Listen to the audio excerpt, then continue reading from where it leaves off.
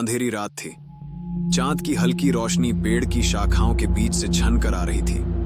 चारों ओर सन्नाटा छाया हुआ था, सिर्फ कभी कभार उड़ने वाले कौओं की आवाज सुनाई दे रही थी। इस सुनसान रास्ते पर एक युवा लड़की सिया धीरे धीरे चल रही थी। उसकी आंखों में डर और आशंका का मिश्रण था। सिया एक साधारण सी लड़की थी, लेकिन आज उसका दिल तेजी से धड़क रहा था। वह एक छोटे से गांव से शहर पढ़ाई करने आई थी। यह रास्ता उसके कॉलेज का था, लेकिन आज कुछ अजीब था। उसे ऐसा महसूस हो रहा था जैसे कोई उसका पीछा कर रहा है। उसने पीछे मुड़कर देखा, लेकिन वहां कोई नहीं था। फिर भी उसे ऐसा लगा जैसे कोई उसकी नजरों से दूर छिपा हुआ है। वह अपने कदमों को तेज करती है। तभी अचानक उसे एक हल्की आवाज सुनाई दी। सिया! आवाज सुनकर वह चौंकी। यह आवाज उसे जानी पहचानी लगी। यह उसकी कॉलेज की सहेली रिया की थी। रिया तेजी से सिया के पास आई और बोली, तुम इतनी देर से क्यों आ रही हो? मैंने तुम्हें कई बार बुलाया। सिया ने राहत की सांस ली और कहा, मुझे लगा जैसे कोई मुझे देख रहा है। मुझे डर लग रहा था। रिया ने उसकी बात को नजरअंदाज करते हुए कहा, चलो जल्दी चलो, हमें उस नए कैफे में जाना है। दोनों ने धीरे धीरे आगे बढ़ना शुरू किया। जैसे ही वे कैफे की ओर बढ़े, सिया के मन में एक अजीब सा डर बैठ गया। वहां पहुंचकर उन्होंने अपना ऑर्डर दिया। कैफे में कई लोग मौजूद थे, लेकिन सिया की नजरें एक व्यक्ति पर अटक गईं, जो एक कोने में अकेला बैठा था। उसकी आंखों में एक अजीब सी चमक थी। क्या हुआ सिया? तुम वहां क्यों देख रही हो? रिया ने पूछा। सिया ने कहा, मुझे लगता है कि वह आदमी मुझे देख रहा है। रिया ने हंसते हुए कहा, तुम हमेशा ज्यादा सोचती हो। चलो खाओ। लेकिन सिया का मन नहीं लग रहा था। वह बार बार उस आदमी की ओर देख रही थी। काफी देर बाद जब वे कैफे से बाहर निकली, तो सिया को एहसास हुआ कि वह आदमी उनके पीछे चल रहा है। उसका दिल तेजी से धड़कने लगा। रिया, हमें जल्दी चलना चाहिए। मुझे वह आदमी ठीक नहीं लग रहा। रिया ने उस आदमी की ओर देखा और बोली, अरे वो तो सिर्फ एक लड़का है, तुम चिंता मत करो। लेकिन सिया का डर बढ़ता जा रहा था। वे दोनों एक अंधेरे गली में मुड़ गई। सिया ने पीछे मुड़कर देखा और वह आदमी अब भी उनके पीछे था। उसकी चाल तेज हो गई थी। रिया, हमको भागना चाहिए, सिया ने कहा। अचानक सिया ने अपनी आंखों के कोने में एक तेज चमक देखी। जैसे ही उसने ध्यान दिया, वह आदमी तेजी से उनकी ओर बढ़ा। दोनों लड़कियां डर के मारे चिल्लाईं और दौड़ने लगीं। वे गली के अंत तक पहुंच गईं और एक गाड़ी को रुकवाने की कोशिश की, लेकिन उस आदमी ने उन्हें पकड़ लिया। रुको! उसने चिल्लाया।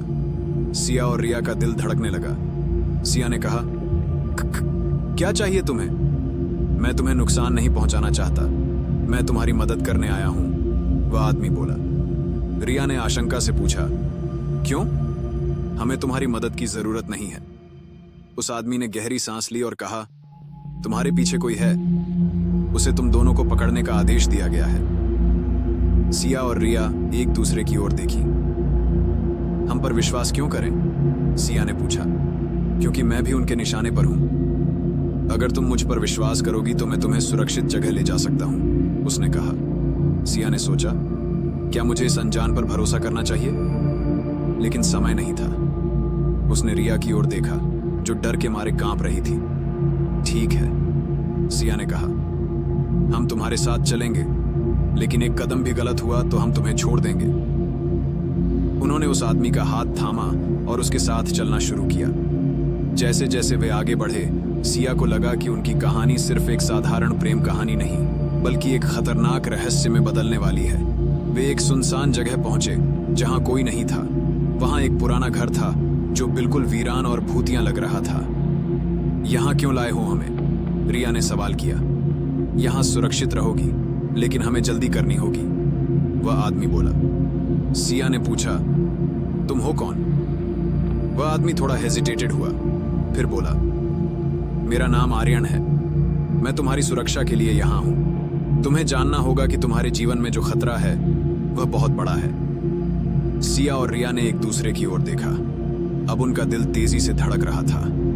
क्या वे सच में एक बड़े खतरे में हैं? क्या आर्यन सच बोल रहा था? वे सोच में डूब गईं। अंधेरे में उस पुरानी हवेली के भीतर कदम रखते ही सिया और रिया का दिल जोर जोर से धड़कने लगा। अंदर घुप अंधेरा था और दीवारों पर पड़ी दरारें इस बात की गवाही दे रही थीं कि यह जगह लंबे समय से वीरान थी।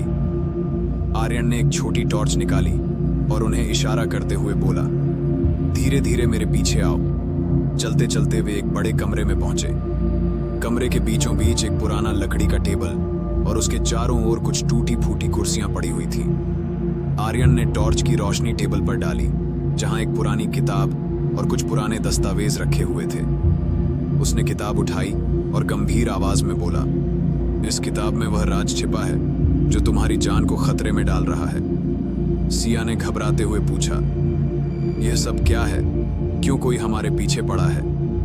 आर्यन ने गहरी सांस ली और कहा, यह एक पुराना राज है जो कई पीढ़ियों से छुपाया गया है। तुम्हारे परिवार का इससे गहरा नाता है। सिया और रिया एक दूसरे की ओर चौंकते हुए देखने लगी। मेरे परिवार का? सिया ने अचरज से पूछा।